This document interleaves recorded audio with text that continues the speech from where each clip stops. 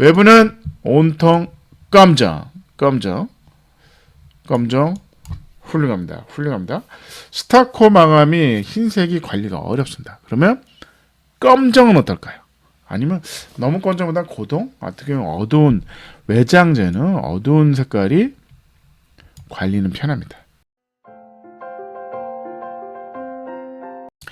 반갑습니다. 은퇴 후 살고 싶은 전원주택, 전원대 핀란드 세컨하우스 34평. 딱 좋네요. 딱 좋아. 34평. 너무 작지도 않고 단층이죠. 단층이니까 단층에 이제 딱 좋은 것 같아요. 34평 우선 숫자가 마음에 듭니다. 단층인 거죠. 여기에 하나의 메스가 이제 두 개의 이제 공간이 있습니다. 거기에 이제 지붕이 있는, 그래서 여기는 비안 맞는 포치 겸 테라스 겸 항상 창고 겸 뭐 이런 공간이 항상 있는 이런 사례가 되게 많죠. 기본적으로. 그래서 이런 것들은 너무 좋아요. 무조건 따라한다. 그래서 여기는 이제 방 두 개 있고 여기는 거실 주방.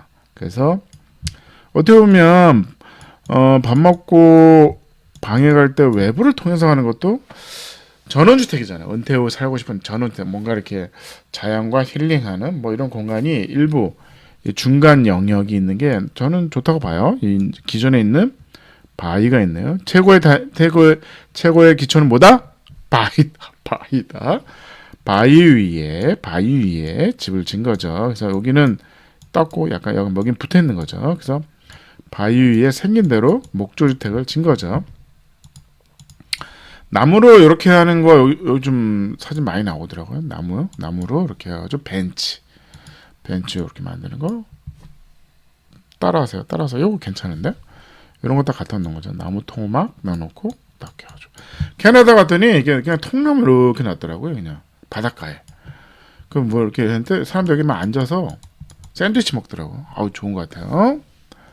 그래서 이렇게 기존에 있는 이제 말뚝을 받아서 한 거죠. 요런 공간, 요런 공간. 은퇴 후 살고 싶은 전원주택에 제일 필요한 공간이 어떻게 보면 비안 맞는 지붕, 테라스, 어떻게 보면 이제 1층에 있는 테라스, 2층 테라스 아닙니다. 1층에 테라스, 그 다음에 여기가 포치, 현관. 어떻게 보면 여기에 이제 자전거도 놓고 여기가 이제 창고 역할도 할 수 있는 그런 공간인 거죠. 그래서 평면도 볼게요. 여기는 방 2개, 3.6에 3.8. 방 하나, 방 2개. 이거 재밌더라고. 들어오면 여기 복도인 거죠. 복도에 방 들어가고. 어떻게 보면 이게 이제 외부에 이제 아무래도 중문 같은 역할을 하는 거죠. 그래서 이게 8평, 방 2개 8평 있는 침실이 따로 있고, 여기로 가면 이제 현관인 거죠. 현관에 들어오면 주방이 있고, 여기다 이제 다이닝, 식탁을 놓겠죠. 그 다음에 여기가 소파가 있고, 여기에 어떻게 보면 마스터를 만들어 오면 어떨까 싶어요. 저라면 마스터를 놓고 여기에다가 조그맣게라도 다시 지울게요. 조그맣게라도 그냥 세면대에 변기가 있으면 어떨까 싶어요. 이렇게 문 달고 변기에 세면대 정도 하면, 아니 이게 밤에 급할 때 이거 좀 화장실 가기가 좀 멀지 않을까요? 그래서 아이들 침실이고 여기에 마스터가 있는 거죠. 그래서 문 열고 여기가 드레스룸 있고 침대 3.5에 4.3 방이 있으면 어떨까 싶어요. 요 원래 그거는 여기 그냥 LDK로 그냥 크게 그냥 돼 있더라고요. 근데 저희는 한국화를 그린다 그러면 그래서 3.4에 요 주방이 있고 26평 어떻게 보면 여기에 26평의 안방, 마스터의 거실, 주방, 그 다음에 화장실 하나 한 다음에 건너가서 이 포치 겸 지붕 있는 테라스. 이거 되게 좋죠. 아주 중요한 겁니다. 여기 10평 있는 거고, 어떻게 보면 44평인 거죠. 그래서 들어가면 방이 있는데 여기에 장보다는 화장실 하나 있으면 어떨까 싶습니다. 사진이 이런 거죠. 중목 구조. 뭐 옹이가 좀 있죠. 그래서 아운터하얗게 내부는 온터하였고 거꾸로 바깥에는 검정. 이게 목조주택의 이제 루바잖아요. 이제 옹이가 있죠. 옹이가 있고 옹이가 좀 많은 거는 좀 저렴한 거죠. 무절은 비쌉니다.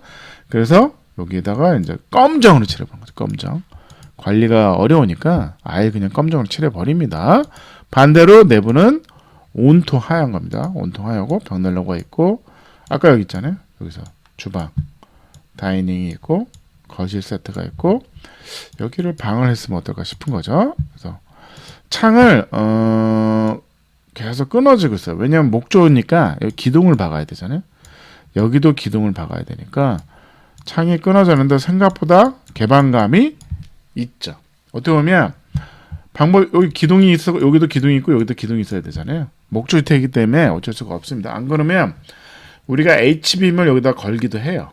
그러면 빔을 이제 보강하는 방법이 있는데 돈이 많이 들잖아요. 그럴 바에는 차라리 그냥 나무 기둥으로 해서 창이 끊어진다. 끊어지는 것도 나쁘지 않아요.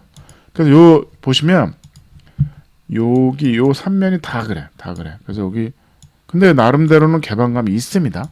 그러니까 이런 식의 방법이 있어. 내가 목조주택인데 최대한 개방감을 만들고 싶다. 그러면 창이 끊어지는 것도 나쁘지 않아요. 이거 요거를 갖다가 통으로 너무 오버할 필요는 없습니다.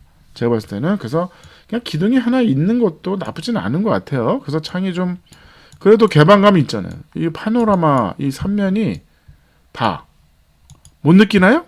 뭐 나쁘지 않을 것 같아요. 이렇게 목조주택은 단점이 거대한 창을 만들기는 어렵잖아요. 그래서 어느 정도는 벽이 있어야 됩니다. 벽이 있어야 되는데 여기 좀 끊기는 것도 나쁘진 않아요. 제가 보기엔 좋은 거 사례 같습니다. 그래서 괜찮잖아요. 이것도 나름대로 벽이 어느 정도 있어야지 단열 성능이 효과가 있습니다. 최대한 개방감도 있지만 그거를 너무 이게 온통 유리를 하면 춥잖아요. 그래서 어느 정도는 벽이 단열재가 있는 벽이 있는 게 중요합니다. 아무리 이게 삼중유리 하면 안 될까요? 삼중유리를 한다고 해서 이게 한계가 있어요. 한계가 이게 다 유리가 있으면 여기 한계가 열선실 이렇게 빨간 점이 크죠. 작게 한계가 있습니다. 그래서 여기도 마찬가지죠. 그리고 기둥이 이제 박혀 있는 구조입니다. 그래서 외부는 온통 검정 훌륭합니다. 스타코 마감이 흰색이 관리가 어렵습니다. 그러면 검정은 어떨까요? 아니면 너무 검정보다 고동? 어떻게 보면 어두운 외장재는 어두운 색깔이 관리는 편합니다. 그래서 강력 추천합니다. 검정 좋아요. 내부는 거꾸로 하얗게 해도 괜찮죠.